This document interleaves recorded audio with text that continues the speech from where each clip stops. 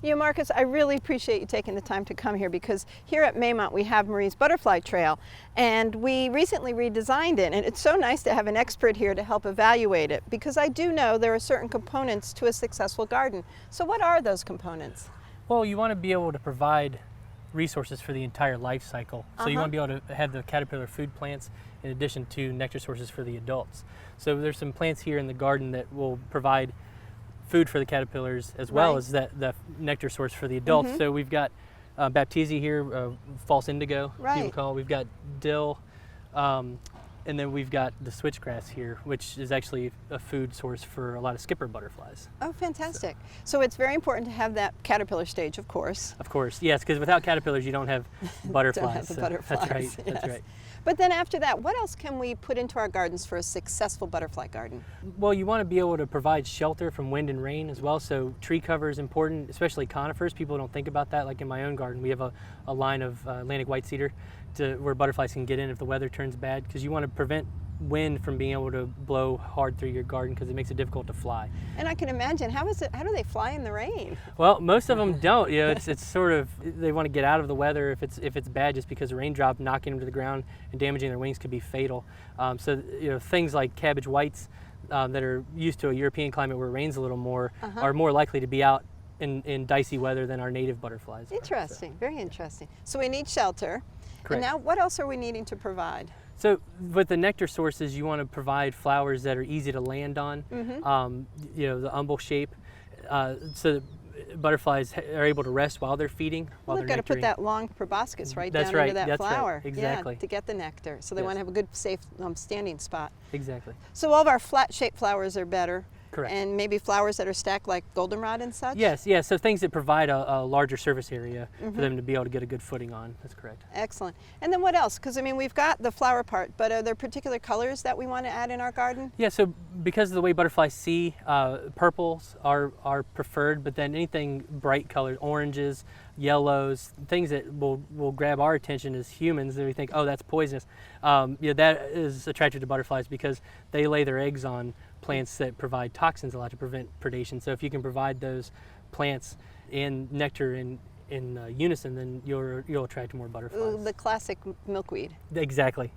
So yeah, anything in the milkweed family, the caterpillars eat that and they accumulate the toxins in their body, and then they become distasteful to birds. And that bright coloration just is a signal that telegraphs, hey, I'm not good to eat. You don't want to eat me. Leave me alone. Yeah, that's right. I might be pretty, but leave yes. me alone.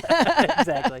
Oh, that's fantastic. So do we plant onesie-twosies, or do we want large spreads of flowers? So you want to plant in large batches, you know, depending on your budget. But if you know, some of these plants do spread out over time. So this is a process. You don't want to worry about investing all your money in one season. You know, build incrementally.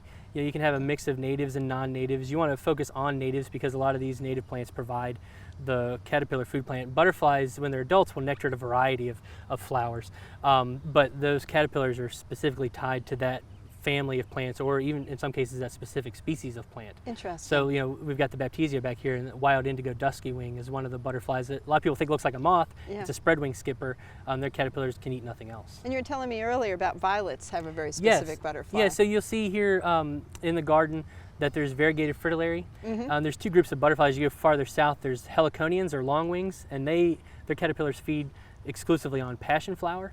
And then you've got true fritillaries like the great spangled fritillary here that you'll see that feed on violets, you know, things in the viola family, so even pansies. But there's native violets in your yard that everybody gets the urge to mow their yard right in the spring, right at the time the caterpillars getting to they eat the flower, so they get to the top of the flower and then everybody mows. And they go, where'd my butterflies go? Yeah. But these variegated fritillaries are sort of a transition between the two groups, and so they'll use both. They'll lay their eggs on either passion flower, or maypop people call them, or violets. I don't pull as many violets as I used to, I'll be honest. That's good. I'm changing, I'm changing. But over here, I know we have a big, large swath and such, so there's some other components. Why don't we come on over here and we can explain those as well. Great. Over here we have some good basking rocks for butterflies to be able to dry off and warm up in the morning.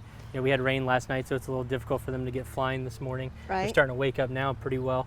But then these moist spots actually provide a place, you know, it doesn't have to be open water, standing water, so you don't attract mosquitoes, but you can have a moist spot where adult butterflies, especially males, can imbibe nutrients from the soil, salts from the soil itself, and they we'll do that quite frequently, especially after a rain on a hot day. We were at Douthit State Park, and I rounded the bend, and there was a puddle after rain, and there must have been about 40 monarchs just Yep. all into that wonderful clay and puddling. It was a puddle of orange. It was absolutely beautiful. Yeah. I've never seen that here, but I have seen one or two down in there. Yeah, it really depends on the time of year and what's lacking in the environment at the time.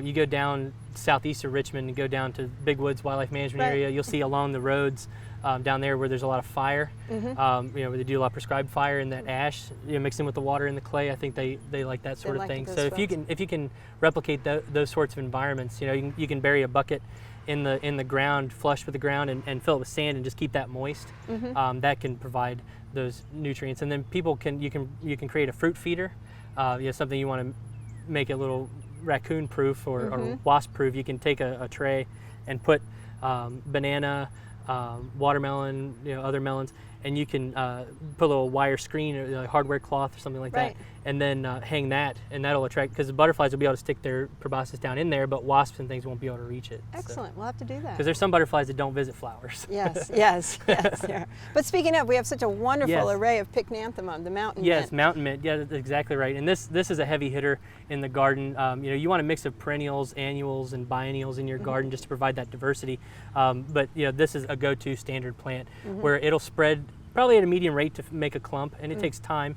But once you get it, it just attracts all sorts of bees and butterflies. But these perennials here, we've got a nice, succession Yes, right here that I'm exactly. very proud of, because Yep. I've got the Achillea, which is the yarrow up Yarrow, there. yep. And then I have right now our pycnanthemum, the mountain mint. Yes. But yet in the future, I've got the ironweed coming on Yes. for later on in Yeah, the something to look season. forward to. Yeah, Yes, that's right. yes, and it's purple. Yes, that's great. Yeah, like I say, I like to come to this garden. Even though the revamp is relatively new, you put a lot of good work into it, and it's an enjoyable place to come because everything is compact and tight, and you're attracting a lot here because the surrounding trees provide more caterpillar food than people might realize. Tiger swallowtails, their caterpillars eat yellow poplar, tulip poplar, and black cherry, and then you've got oak trees provide resources for about 400 different species. So Yes. it's butterflies and moths. Well, So, Marcus, thank you. Those are kind words and high praise, and I Thank you for having appreciate me. it. Thank you. Thank you. And we've got some exciting things to be able to go out and improve all of our own butterfly gardens, so I appreciate the information. Yeah, my pleasure.